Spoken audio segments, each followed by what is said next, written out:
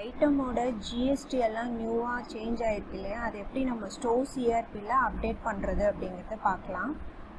Single ஐட்டத்துக்கு update பண்ணுற மாதிரி இருந்தால் இன்வென்ட்ரி மாஸ்டர் ஐட்டமில் ஆல்டர் போயிட்டு ஐட்டமை சூஸ் பண்ணிவிட்டு நியூ ஜிஎஸ்டி அப்படிங்கிற ஆப்ஷனில் என்ன ஜிஎஸ்டி சேஞ்ச் ஆகிருக்கோ அதை செலக்ட் பண்ணிவிட்டு சேவ் பண்ணிக்கலாம்.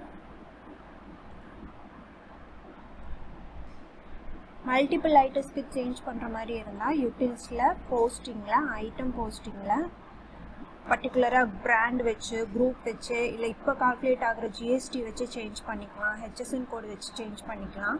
நான் ஹெச்எஸ்என் கோடு 8471 அப்படிங்கிற ஹெச்எஸ்என் கோடுக்கு நியூ ஜிஎஸ்டி வந்து 5% சொல்லி அப்டேட் பண்ணேன் அப்படின்னா இந்த செட்டில் இருக்க எல்லா ஐட்டத்துக்குமே இந்த நியூ ஜிஎஸ்டி அப்டேட் ஆயிரும்.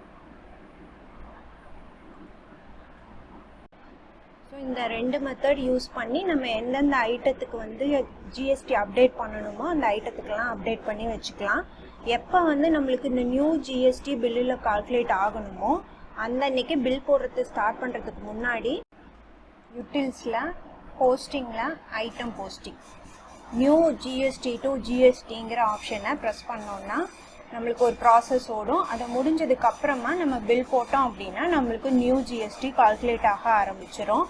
ஸோ நம்ம இந்த மெத்தட்ஸ் யூஸ் பண்ணி முன்னாடியே ஐட்டம்க்கு எல்லாத்துக்கும் நியூ ஜிஎஸ்டி அப்டேட் பண்ணி வச்சிட்டோம் அப்படின்னா நம்மளுக்கு பில்லிங் போடும்போது ரொம்ப ஈஸியாக இருக்கும்.